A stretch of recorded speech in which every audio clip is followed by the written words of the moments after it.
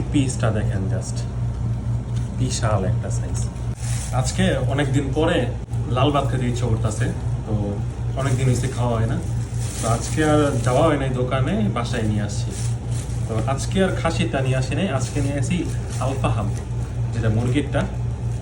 তো এটা আছে ফাহামটা, একটা মুরগির হাফ পিস, বিশাল বড়। দেখেন কতগুলা চাও, সাথে আছে সালাদ। সালাদের মধ্যে কি কি আছে দেখি।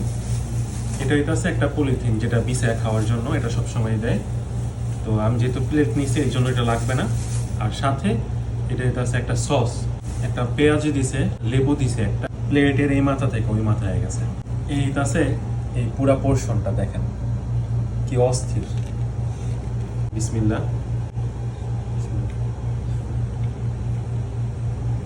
সব সময়ের মতো অসাধারণ। আর মুরগির এত সুন্দর করে ভেতর পর্যন্ত মশলা চলে গেছে, যা মানে বলার মতো না, দারুণ।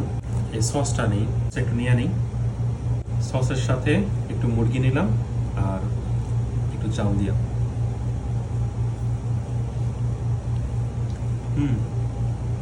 বেস্ট।